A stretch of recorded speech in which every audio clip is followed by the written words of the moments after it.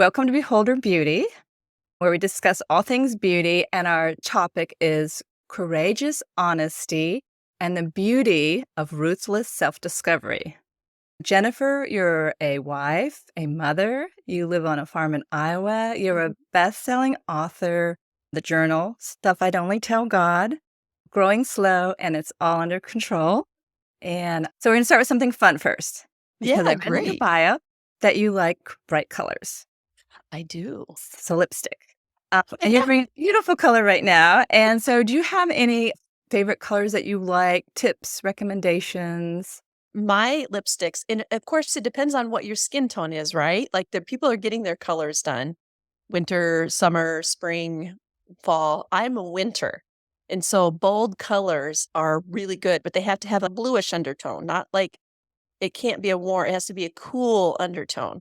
I love red lipstick, but there's only this one red lipstick that works for me.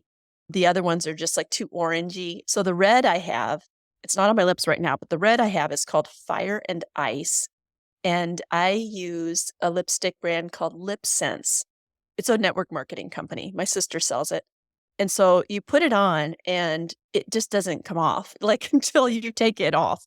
You have to keep putting gloss on it. But like if I take this cup of coffee right now with take a drink, my lips do not appear on the cup. It's like painted onto my lips.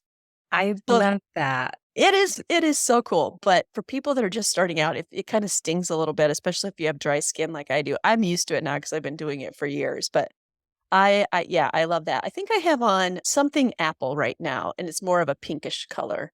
So I don't know. You're a bold color girl too? I'm more of like this tone that I have on right now. I found it at TJ Maxx in the bargain aisle. I work as a professional makeup artist in film and television.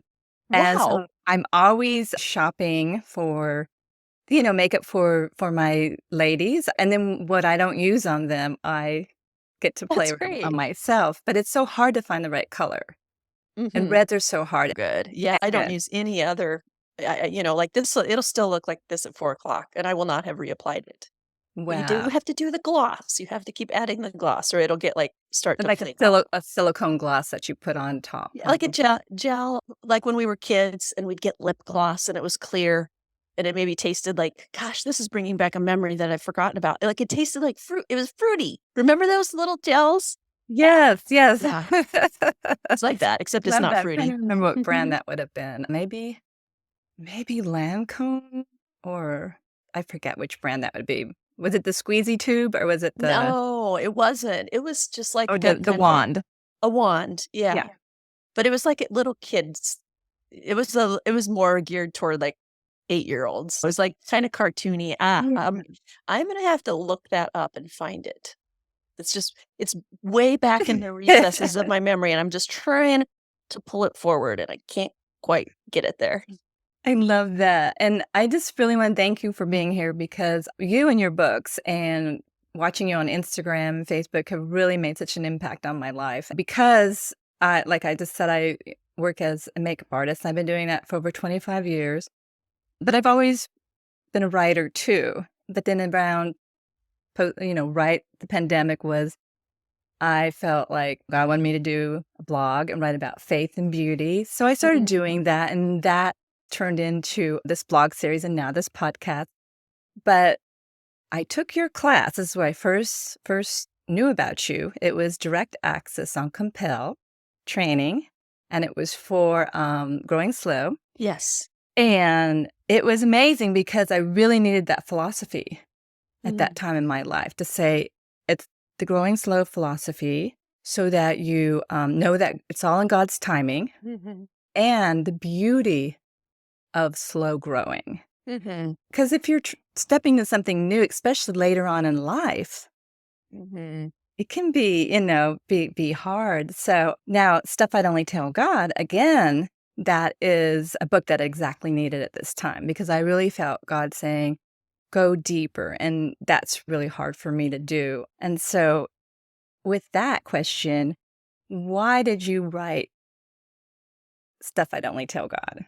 Yeah, because it's certainly a departure from growing slow. It's not like growing slow in the sense that Stuff I'd Only Tell God is a journal.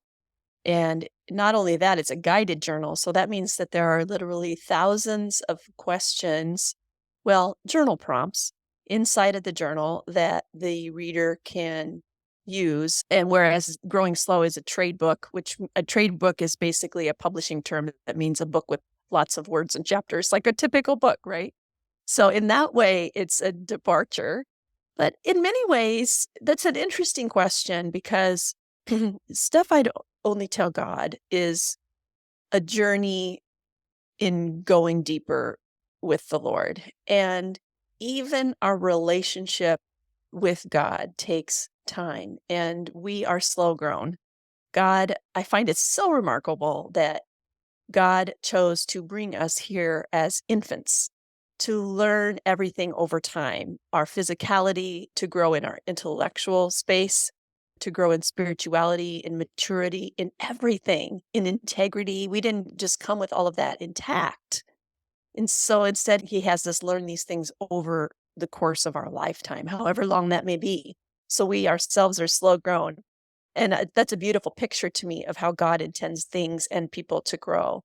And so Stuff I'd Only Tell God is really a tool in that regard, because journaling as a spiritual practice helps you engage your past, think about your present, determine what you want your future to look like.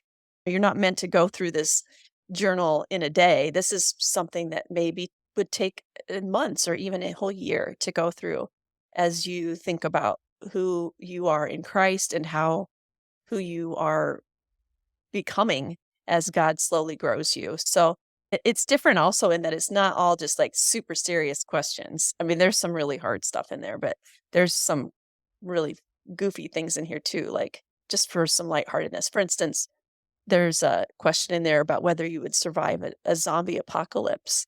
So you start to think about that and like, Would you? so would you? Would you Well, survive? when I read that one, and a lot of your book, I started working it probably in July. Have it Okay. here, Hmm. July, and it's taken me a long time because a lot of even the fun questions, like would you survive a zombie apocalypse? Although I actually answered that one quickly, but many of them I'd be like, don't know, but they just hang with me. Yeah, And that's and I cool. come back to them, but I would and then I just wanted to tell you that I did visit Iowa once, Lenox, Mm, Iowa, sure. and we filmed The Crazies, which has a zombie apocalypse in it, Well, what do you know about that? and I That is survived the cool. film, so it makes me think I would survive that, and I was beautiful. I mean, I live in Georgia now, but at the time I lived in Los Angeles, so this was probably the first time in my life that I experienced quiet.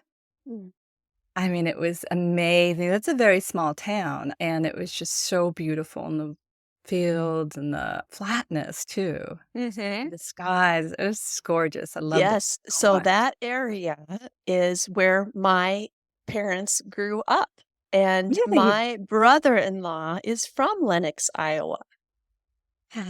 Yes, so I'm familiar. It's far from us, but that little small town is a town that I'm quite familiar with. Okay, we were there for probably, oh, it's been a long time, but maybe 3 weeks? Mhm. Maybe. Oh, that's so cool. Yeah, it was great. So, in your book, you have the Hemingway 6 memoir, Mhm, and I mhm. just wanted to show you the impact of your book. So, I attended the Wake Back to Ourselves Poetry Hour, and they did that challenge. Mm, But at the beginning of summer, I took your challenge and I wrote down, let's see, love, gentle explorer of God's globe. And so after, mm. months later, really going deeper, and I couldn't even read this out loud. And I just all of a sudden got painfully shy and embarrassed. I don't know. But it was pulling away the layers with God. Mm. I love And that. and that's from your book's helping me do that. So thank you on that. And that brings me to the next question. Journaling is very, very dear to you and on your heart. And why should we journal and discover ourselves? Well, I think a lot of times people will dismiss journaling and they think that there's not really much value to it. But it's more than like writing down what happened in your day, although that is a valid type of journaling for sure. But when we sit down and write down our thoughts or type them out, you can type into a computer, that counts as journaling too.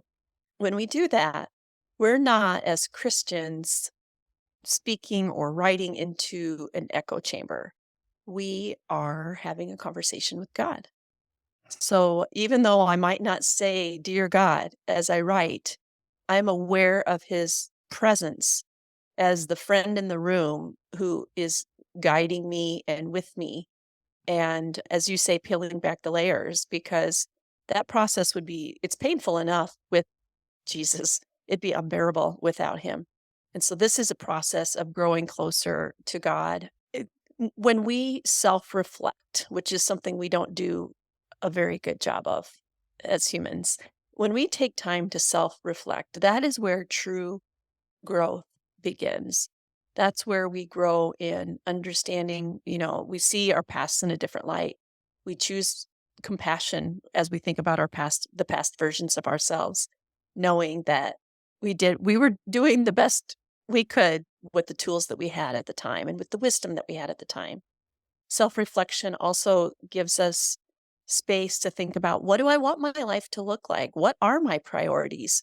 What do I want my relationships to look like? What do I want people to remember me for when I'm not here? How can I be the light of Christ to a world in need?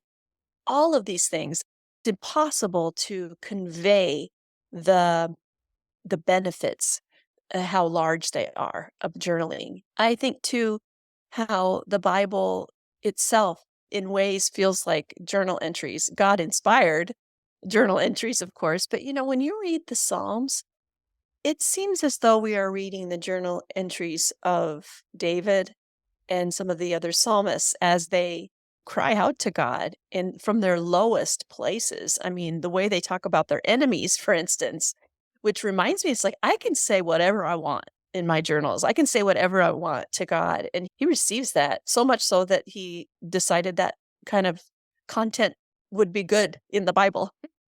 And even more, we also see in the Psalms evidence of gratitude and thankfulness and remembrance. And that really is a very popular form of journaling that we see today, which are gratitude journals, where you take the time to write down the things that you're thankful for.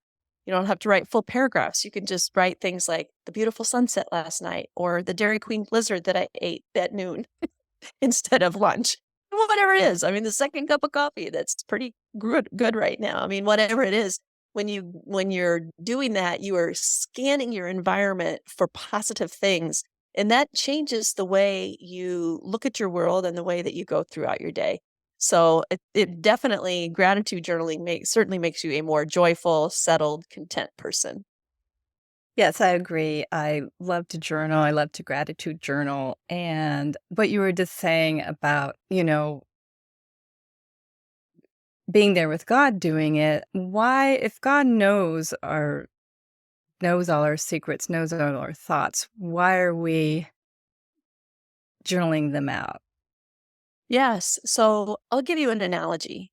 I'm married. I've been married since 1996 to my husband, Scott. And when he comes home from the barns, or, the field, whatever farm work he happens to be doing, and he were to walk in, he could tell by looking at my body language, my facial expressions, because he knows me so well, he could tell what kind of day I'd had and what was maybe going through my mind. Not everything, but as much as a human can know. What kind of relationship would I have with my husband if I didn't say, "You'll never guess who got to have a podcast with this morning at 9 a.m. She was amazing. You'll never guess what this phone call that I got from somebody I haven't talked to forever," or "I'm really troubled in my spirit about something." Like if I never told my husband those things, what kind of relationship we have? And the same goes for God. He does know everything of course, but he desires relationship with us. So when we tell him our stuff, we are saying, I want to be in relationship with you. I want to go deeper with you. So it's just in the same way that why do we pray? Like why do we do that? We pray because we have things that we're hoping will get resolved. We pray because we're troubled about things. We pray because we want to thank God for the goodness we see in our lives. And this is really, in a sense, the same concept, just openness and growth with God. Well, it's the relationship, the personal relationship, and journaling is one of the ways that we Mhm. can have that relationship. That's right. One of your questions or prompts was the conversations with Jesus. Mhm. And so I just want to ask you, do you or have you always thought about heaven and what heaven would be like? And just Ye curious. Yeah, so I have 2 sections in there that you're referencing. One is called Conversations with Jesus, where I went through the Gospels and found every question that Jesus asked people in his life. Like, do you love me? Do you want to get well? Why do you not understand? Why are you so troubled? And I picked several of those, and there's many pages of these questions. So just as Jesus asked the disciples or somebody he was healing, how would we answer those questions in the context of our own lives? So that's that section. I'm really glad you brought that up. And then you asked about heaven. And yes, at the very end of the journal, I have a whole section about heaven and what it might be like and what we dream about and the conversations that we want to have. Who do we want to live on our cul-de-sac in heaven? What do we hope is on the 24-hour buffet in heaven? Yes, I have thought about heaven a lot over the course of my life. I grew up in a little town in Iowa, and it was a town of 300 and some people where everybody knew everybody. It also meant that we had a lot of old friends.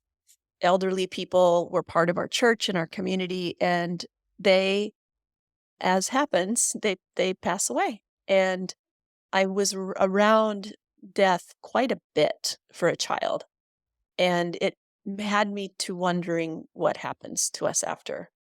And honestly, very candidly, I had a lot of doubt about whether there really was a heaven. I was very worried from a young age about whether this was even a true story.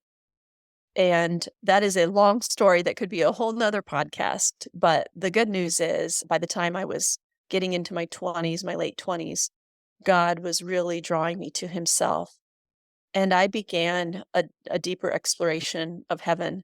One of my favorite resources on heaven is the book called Heaven by Randy Alcorn.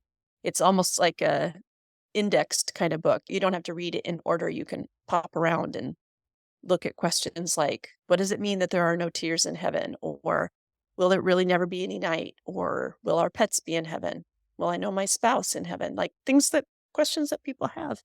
So it's a really theologically rich book that helps me to think about heaven. And, I'm going to spend more time in heaven by far than I am up when am here on earth. And if that's true, which it is, then I'd like to know more about heaven. Also, I have a lot of people I love who live there. So I'd like to know more about their neighborhood and what it's like there. So I know I'll be blown away when I get there, but I think it's really fun and interesting to think about. I agree with you. I love to think about heaven, and I heard of his book, and I have not read it yet. I've read some other books by Randy Acorn, and he's such an amazing writer. So I definitely need to read that one because I like to think about heaven too. Mhm. I think I would be well, I'm named Deborah. I do not think I was named after her, but I like to think maybe I was Deborah in the Bible. Yes, that's And I wonderful. think of sitting under the tree with her, and just talking to her and just saying, what was it like when they wanted you to go to battle or what was it, That's And so I think cool. that would be really neat. One of the things you write in the book, towards the end of the book, is that if somebody found this book Mhm. and you have us write a note to them, and that right then I was like, "Oh my gosh, I don't wanna be behind this book." What can we do to maybe get over that fear? Because for some people that could maybe prevent them from even writing something down, you know? Right. There's a lot of different responses to that and a lot of different ways that people handle that because journaling is a very personal. I mean, depending on how deep you go, it could have some secrets in there, like really stuff you really do only want to tell God. So there's plenty of options. You could determine that you're going to burn or discard your journals after you're done. You could decide that, oh, there's some stuff in here though that I'd really like my kids or my grandkids or my nieces and nephews to see. So in that case, let's say you've got stuff I'd only tell God. Maybe you'd go through one copy and just do it for the purposes of this is me and God. And then you can do another version and maybe not answer every question. Questions are skippable. You don't have to answer them. And sometimes it brings up too much pain to be answered right now, and that's okay too. Another option is to have your like kind of ride or die friend. Like, hey, if I kick the bucket before you, this is where I hide my journals. I need you to get them and I need you to get rid of them. So that is another option. The other, the final option is, you know what? I am going to be honest about all of this stuff. And if come what may, you know what? They're going to see that I made it anyway. Because even after all of those things, I made it. I know where I'm going. I'm with the Lord. And no matter what you've gone through or what you've faced, you can make it too. So that's a range of opportunity for a person. And I think every person is going to have to determine what is the right way for them. I love that. Now, on that note, you then share that it's I don't know if it's before that or after, but that you write that one thing braver than sharing your secrets with God is sharing them with someone who doesn't already know them. And so why is this important? Yes. So if you've ever been in a book study or had like a Bible study or been in a close relationship with somebody, you know that you go deeper together when you're willing to share from the heart, when you don't settle for surfacey kind of stuff. So I have seen already dating couples using this, people who are getting engaged using this as a way to be like, hey, this is what it's been like for me to be inside of me. And this is what it's been like for you to be inside of you. I know that parents are using it with teens around their dinner table. Many people gave it as a graduation gift for their teens to use and may be alone, but also to do with the parent. It would be great for married couples. I imagine like girls' night out, like we're taking this thing, we're going to answer the questions on page 58 or whatever. It could just really it's beyond conversation cards because there's more depth to it than that. But it could really spark some important discussions that will, I think, draw you closer to each other because of that kind of vulnerability. I think so because eventually you do, when you're in a long term relationship, you do eventually share everything. I mean, and, but sometimes that can be painful to do it years later. It's like, why didn't you tell me that before? Like, so if you would just, get comfortable with disclosing and share, not maybe disclosing, but sharing your heart and who you are and who you've been and what you went through, what your scars are, Mhm. that would so also help us to understand each other. Mhm. Like, like where did that reaction come from? Whereas somebody's deepest history and fears and what they've gone through, then you can know that. You can go, "Oh, have compassion for that," and go, "Oh, that's why they're reacting that way, and that's why that red button is being pressed." So Um, good. yeah, so I can definitely see the value in that. Another part in your book that I really loved is the thin places. Mhm. And so explain, what are the thin places and what are yours? Oh, that's such a great question. I'm so glad you asked. So I learned about thin places maybe 15 or 20 years ago. But I guess in my heart, I always knew about thin places.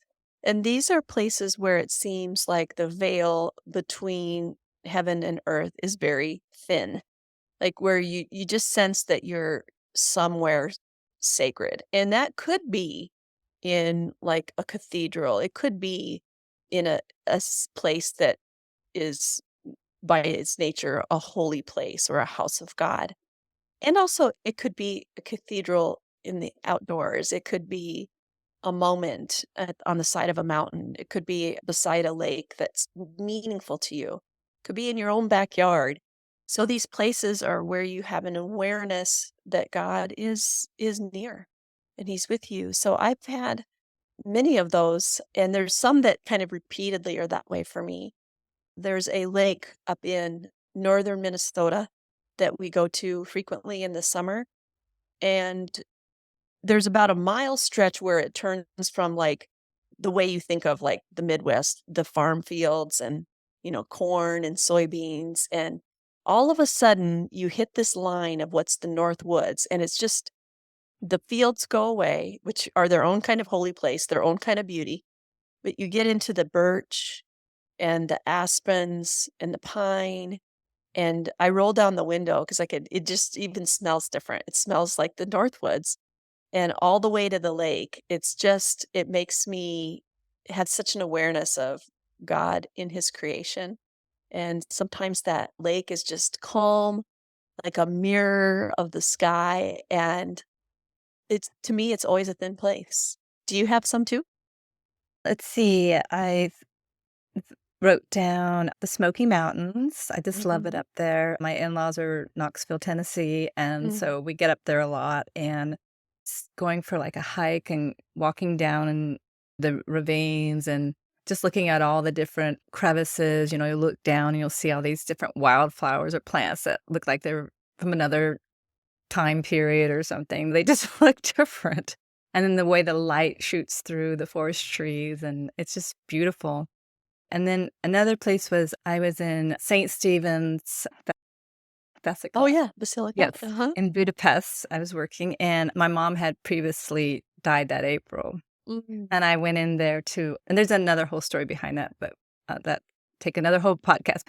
But I went in there to light a candle for her, and I just felt that what Yeah. you're talking about, where it almost seems like things are shifting and moving, and Yes. it's so amazing that Yes, feel that. that's so cool. I think that I felt it's not a repeatable one, but when my dad passed away in September of last year, there were moments, and it's crazy because there was so much pain and there was so much heartache around, and there were worrying machines and, pills that were being given and all this stuff, and there was this moment where 6 days before dad passed away, we were at his place on the lake, and he looked off in the corner, the opposite of the lake, and he said, "It's overwhelming."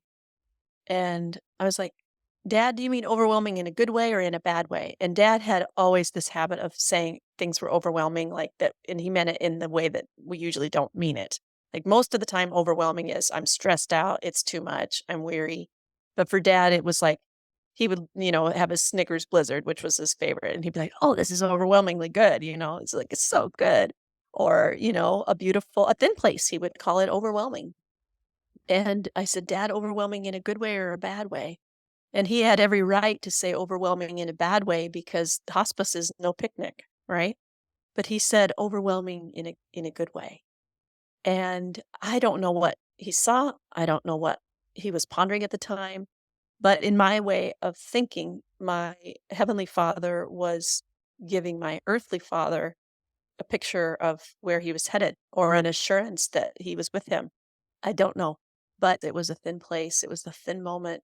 And I haven't forgotten it. And, I think about that all the time. Like, God, you are overwhelmingly good. You are overwhelmingly kind. You are overwhelmingly faithful. So, in those moments of overwhelm that I feel in a negative way, I remember that thin moment and I pray to a God who overwhelms us with his love.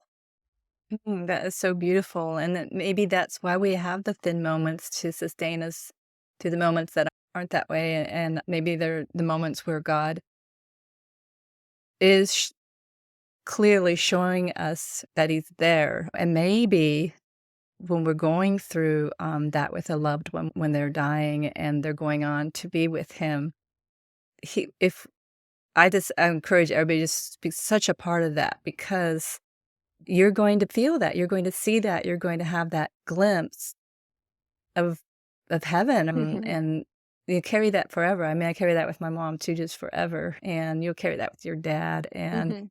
it's so just quick backstory on that, because we're sharing about that. So that April before my mother, she was dying, basically, and we were all in complete denial. "Oh, no, Mhm. she's not. No, mom's never going." And so I lived 3 hours from the hospital, so I drove home. My sister called and said, "Mom thinks you're in Eastern Europe, and so she wanted me to call you." And so I got on the phone with her, and I said, "Mom, I'm not in Eastern Europe, in Woodland Hills at home." And she said, "Well," and then I said, "But was I having a good time?" That's I want to know whether she said, "Yes, you were having a good time. I just wanted your sister to call you." And, so flash to that following fall, a friend calls me and says, "Do you wanna go on a job in Budapest?" And my mind was Eastern Europe. Mhm. I've gotta go. And so I Mhm. went, and now after this cathedral moment where, because All Saints' Day, November 1st, is the day in the Hungarians in Hungary, very Catholic country, it's a day off. So we had a day off from work. That's why I was at the cathedral. And so then a little bit later in this trip, at this time I was a prodigal daughter, and so my husband and I were Skyping, and he goes, "I'm reading the Bible." And I go, "Well, I want to too." And he goes, "Well, you're in a hotel. Look in the drawer."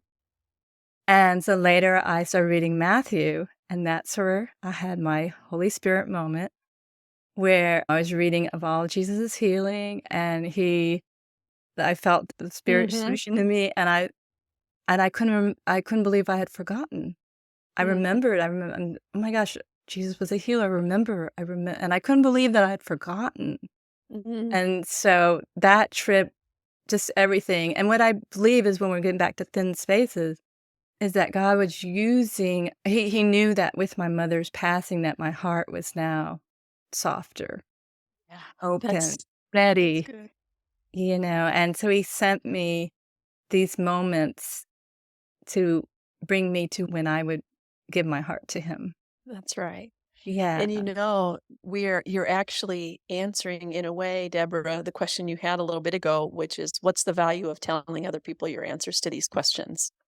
Because look at the depth of conversation and deeply meaningful instances that now you and I, before this, not really knowing each other that well, now we've shared, and with all of you listening, sharing with you deeply personal things. And so I think that's the value of kind of going through this together and talking about this. I wouldn't have gotten to know that about you had you not shared, and also that you processed that. I mean, certainly before you got stuff, I'd only tell God, but you processed that in your own journaling, in your own conversations with God and with people. So that's just a really beautiful thing. Thank you. Thank you so much. I think that people should have more conversations like that, because why else are we here? We That's have right. why else are we here? Okay, let me go to some of our other questions. Thank you for that. That was so special. Okay, so we're going to go back to a little bit of fun, because we've had Okay. really deep, wonderful conversation. And I know that this will inspire other people to have these kind of conversations, and why the importance of journaling, why it's important, and why self-discovery is important, because it Hmm. helps us be more authentic with each other. Okay, so fast questions, and you're gonna go first. Okay. Soundtrack of your life. Oh, so the soundtrack of my life, do I have to pick just one or can I pick multiple? Because I've got like I have several different music questions in the journal. So, but You my could side, you could do whatever you want, but I'm glad I'm not the only one who feels that way. okay, yes, and it changes, but the consistency is now you're perhaps wanting a deeply spiritual answer here. However, the soundtrack of my life feels more like an 80s mixtape because those songs, I still just love them. I'll never forget when Michael Jackson moonwalked across the stage when I was, like, in junior high or elementary or something. And, you couldn't watch it again on YouTube because there wasn't such a thing. I just was like so that was burned in my memory, And every time that song comes on, like I'm 51 years old and I'm still like thinking about the moonwalk. And like Madonna's Vogue song. I loved that when I was in high school. I mean, I know this just makes me sound shallow or whatever, but they're just songs that kind of bring up fun memories for me. As I got older, I went through a kind of a country music phase, and I don't know, they were called the Dixie Chicks then. I think they're called just the Chicks now. Garth Brooks, that was an era of my soundtrack. And then I did move into purely worship music, probably in the early 2000s, like Casting Crowns and Mercy Me and some of those. And then now my a lot of my soundtrack is elevation worship, and I like Charity Gale. She's definitely the soundtrack of this era of my life. So it's rather eclectic, let me just say. And let's just throw in a little jazz and a little classical piano because my daughter is a musician. And so she does both of those things. She's in a jazz band and she's also a classical pianist. And so I have gained a deep appreciation for that music as well. I love all kinds of music, but and I hate to admit this, but mine is The Sound of Music. Like, Yes. That's awesome. when I walk in a room, I hear the sounds of my life. Okay, you are awesome. Yes. Embarrassing, but okay. Next one. Who is going to play you in a movie? Oh, the name is why is it I gotta look her up now. I have it in my journal, but I don't know what page it's on. It's Silence of the Lambs, Oh, Jodie actress. Jodie Foster? Yes. Oh, perfect. I think she has dark hair, and I mean, it's a little lighter, but kind of styled similarly in moments. And I used to be told, you look like Jodie Foster. So that's who it would be for me. And she's a really good actress. Yeah. Mine would be Catherine Keener. No? Oh, I can't think of that, who that is. She same thing, she kinda looks like me, and she's kinda plays the wife, kind of funny, but I like her. Okay, Oh, name yeah. Oh, yeah, now I know, I'm looking her up online. Okay, Yep. yeah. Okay, let's go to bucket list. Okay, so on my bucket list, I can tell you one thing, though, I gotta tell you this. On my bucket list had been things like hot air balloon ride, stuff like that that was high up in the air. Well, I went to Florence this spring to the Duomo and walked around the inside of the cathedral on a very narrow path, and I'm like, I took a whole bunch of stuff off of my bucket list, and it's now on my anti-bucket list because I realized I have gotten an adult onset fear of high heights. So that I none of those things are on there anymore. But one of the things on my bucket list is to go to the Holy Lands, and I know it's not a great place to be right now. Sadly, it's difficult in that entire region. But that is really on my bucket list to do. A lot of my bucket list items actually have to do with travel. And I know that I have just such a heart for wanting to see different parts of the world. You're talking about Budapest, and I'm like, oh, that'd be so cool. So yeah, a lot of them involve travel. How about you? Mine is a lot travel, but more travel interesting enough because I did your map, and Mhm. it places basically the top of the USA. Like, when I saw your sister's trip Yes. to Dakota, I wanna go there. Montana, Wyoming, I just feel Mhm. pull towards that kind of area to kinda see the wide open, and so that's sort of bucket list. I'm right with you on the, heights for the anti-bucket, Anti-bucket list. but Yes. the one thing would never help take out a vinyl flooring again. Vinyl floor. Yes. Yeah. It was so hard and horrible. Yeah. That would be an anti-bucket list item for sure. Is there any other things about journaling and self-discovery that maybe we haven't gone over that you wanted to share? Like, why people would journal, or maybe, like, say there's somebody who's never even journaled before. Like, I know I started out with Dear Diary, and I have these Dear Diaries that would, like, last maybe 2 days, like Yes. That's common. I think that's absolutely right. How many of us have gone to a like kind of a boutique kind of gift shop and picked up a beautiful journal with good intentions of making it a regular part of our day, and we get about one page in and then it all falls apart. I also have journals like that. And I think if you're new to journaling or if you want to try it out, something like Stuff I'd Only Tell God is helpful because you don't have to think about what am I supposed to say. I'm a writer, and sometimes I get intimidated by just a blank page and starting with whatever. The benefit of a guided journal and there are others out there, if Stuff I'd Only Tell God isn't a good fit for you, but there are many out there that have questions or prompts for you that help you kind of get going and get started. In the same way that as writers, sometimes we have writing prompts that help us to get started. So that would be my encouragement to you. Another place to start, if you have those pretty journals and you want to start somewhere and you don't know where to start with a gratitude journal. Just write down the numbers, 1 through whatever, and, maybe do 3 a day. Just looking at scanning your environment for things that you're grateful for would be a great place to start. It's a good practice, and I've learned as I've begun to journal more and more, even in my computer, I do a lot of journaling in my computer, that I think that we overestimate our ability to remember key moments in our lives. So I don't remember very much, honestly, about the birth of the days when my children were born, which is a day where you think you'd never forget that. Or I don't remember a whole lot. I mean, I remember some stuff, but not as much as actually happened on the day that I got married. Now, if I had journaled and written some of those things down, it would have immediately cemented memories. I journaled my trip to Europe when I was 20 years old. I went over there to see my best friend who was on a study abroad. And have such a deep memory of that trip. And part of it is because every night before we went to bed, I journaled what we did that day. And now for the parts that I don't remember, I have the journal.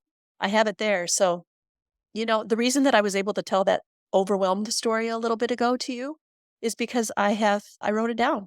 I didn't want to forget. And so these are important things to remember. They deepen your relationship with God, but they also help you to remember core memories that you don't want to forget the details of.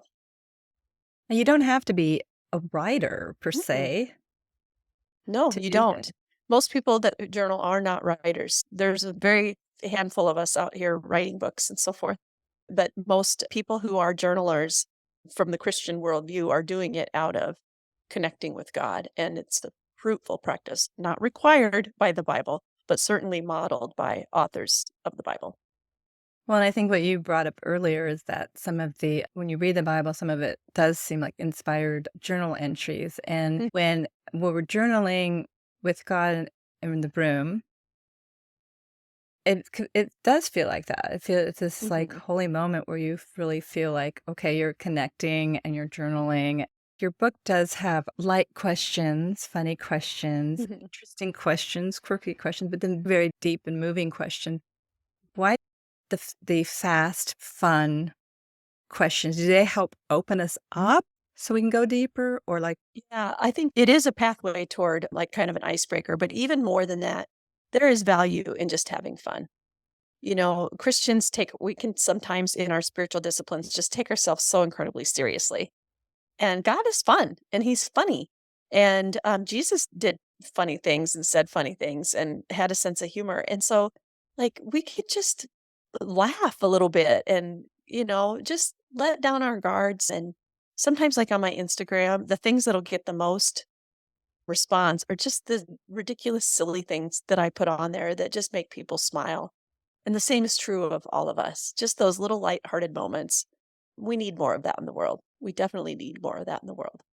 I think so, and I agree with you. God does have the most amazing sense of humor. He loves us to laugh, and we love to laugh. All right. Well, we have entered the closing of our interview. So thank you so much for being here with us today, Jennifer. This was such a pleasure. And I know that everyone listening had a moment of a slice of our life, a slice of our conversation, of our deepest thoughts, and our funny ones too. I so appreciate you being here. It's been fun. Thanks for having me. Okay. Bye. All right. Bye.